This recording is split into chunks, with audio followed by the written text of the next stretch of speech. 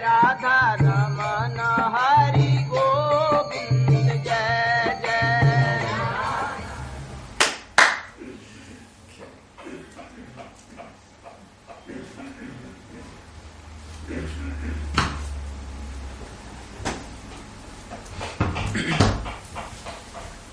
First, spiritual and material worlds. We've spoken about Bhagavan, Krishna, spoken about Nam Tattva. I want to talk about the structure of the universe, both the material universe and the spiritual universe.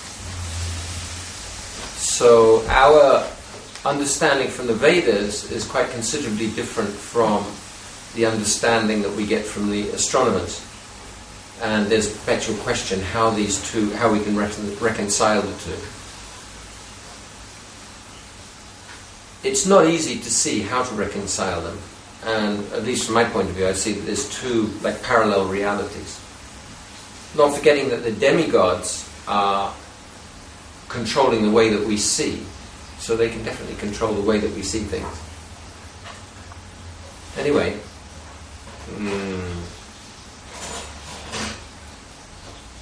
in the material world, there's 14 planetary systems. The Earth planet is especially important because on the Earth planet we can work and we can create karma, but also we can create spiritual sukriti. Really, it's only on this Earth planet that's readily available. So Bhagavatam describes the structure of the Earth, this Bhumandala. There's concentric rings with oceans between them. Ocean of salt water, ocean of nectar, ocean of milk, ocean of yogurt, like that. And great mountains. Very, very, very high mountains. Once Srila Prabhupada was flying with some of the devotees. As far as I remember, Bhagavat Maharaj was with him. Tama Krishna Maharaj was there. So they were flying over Switzerland, and Prabhupada said that he'd seen a very, very high mountain reaching up, I think something like reaching up into the next planetary system. And one of the devotees said, Prabhupada, I saw it. So there's things that we can't see, and enlightened souls can see. Below this Earth planet, there's the subterranean heavenly planets, different ones. Atala, Vitala, Sutala, Talatala, Mahatala, Rasatala, Patala. Different subterranean heavenly planets. There's no sunlight there, and the light comes from jewels on the hoods of the serpents. And they're living in great material opulence, but no spiritual happiness at all. As far as what goes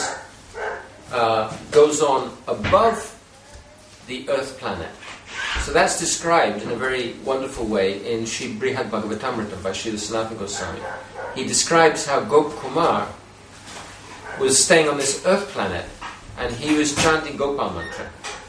So by the power of Gopal mantra, he was able to visit one planet after another within the material universe, and then go through the material universe, go through the coverings of the universe, through to the spiritual world. He was on the Earth planet, and he was told by some brahmanas that above the Earth planet there's Svargaloka, like the heavenly planets. So Indra lives there, and he's worshipping the Supreme Lord. Gop Kumar was always looking for his worshipable Lord. So when he heard, he's worshipping the Supreme Lord, I can see him directly, so he very much wanted to go there. By the power of the mantra, he immediately went there. And he saw Indradev, he saw Vamandev, and he was relating with Vamandev very, very happily. And one day when he was on Svargaloka, some great munis came, great sages, and all the demigods started to worship the sages. So Gop Kumar said, who are these? And demigods didn't want to say anything, they were ashamed because the sages are so superior. But one of them, anyway, he said, this is Bhrigu Muni, other sages from Maharloka. they're always performing fire sacrifices there, and the Lord personally comes and accepts accepts the offerings.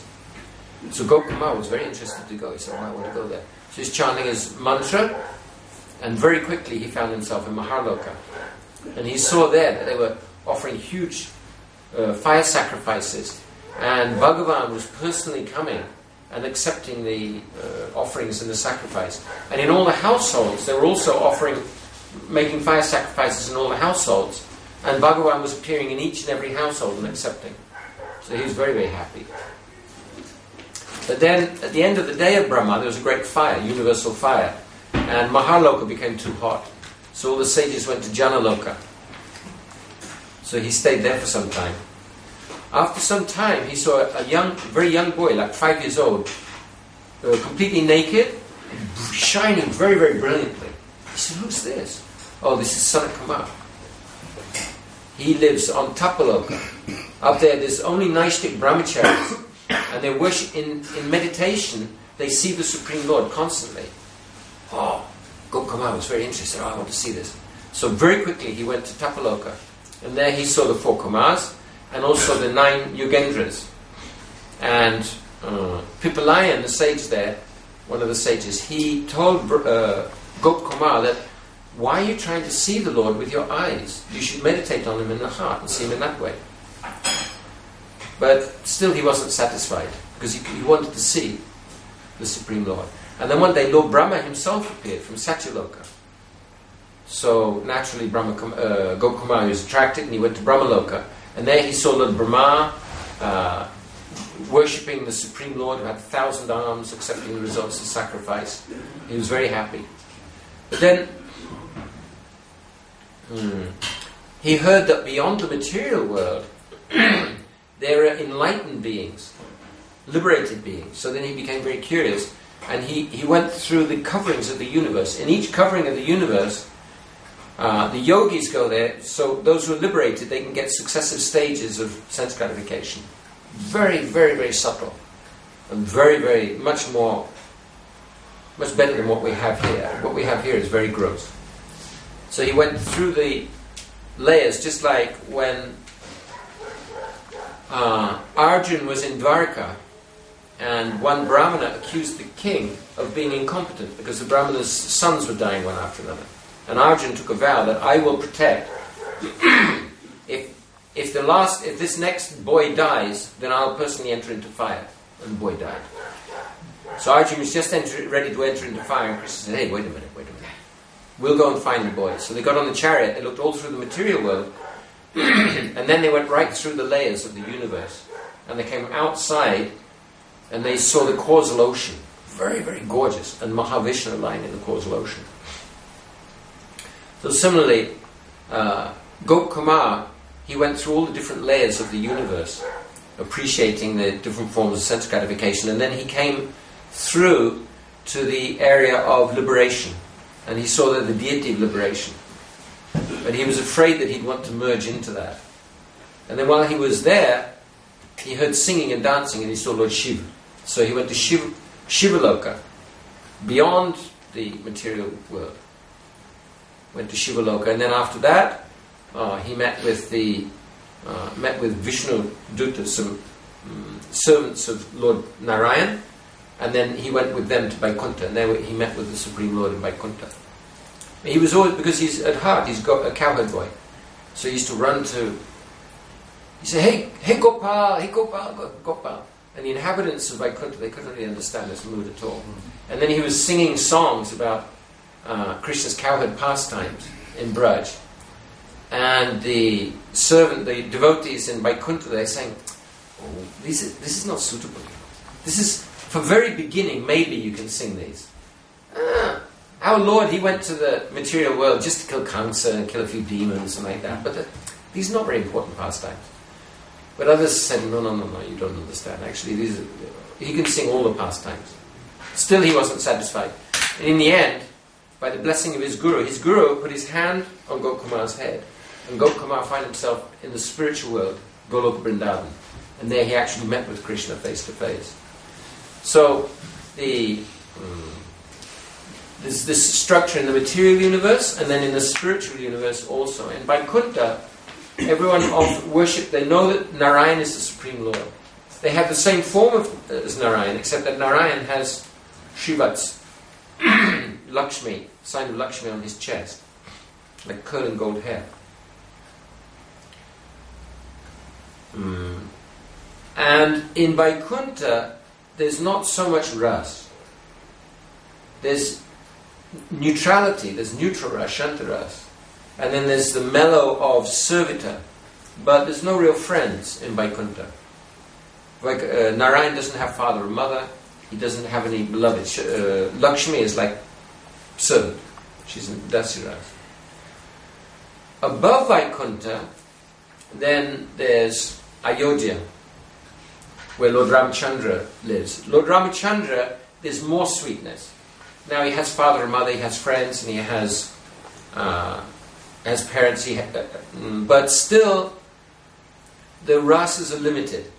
His parents still know that he's the Supreme Lord. They're offering prayers to him sometimes. And then above that, Ayodhya, then there's Dwarka. And there Krishna is present, sometimes 2-armed form, sometimes a 4-armed form. And the topmost planet, Goloka Vrindavan, there Krishna is worshipped in pure sweetness. And everyone there, nobody thinks that he's God. Occasionally they may hear and they entertain the idea for a while. Even if they accept very briefly, it doesn't affect their mood that, oh, he's my son, he's my friend, he's my beloved. This is Madhurya. That even if somebody knows that Krishna, Rajendranandan and Krishna, is the Supreme Lord, still it doesn't interrupt their very loving, sweet and loving and intimate relationship with him. And then also there's Svetadeep, there's the Lord Chaitanya Mahaprabhu's planet, Satchidananda Gaurahi's planet, and there he's sporting with his devotees. And the Gaudiya Vaishnavas, who worship both Radha and Krishna and Gauranga, then in the spiritual world they get 2 sarups, and they're simultaneously in pastimes with Gauranga and in pastimes with Radha and Krishna. This is the goal. Hare Krishna.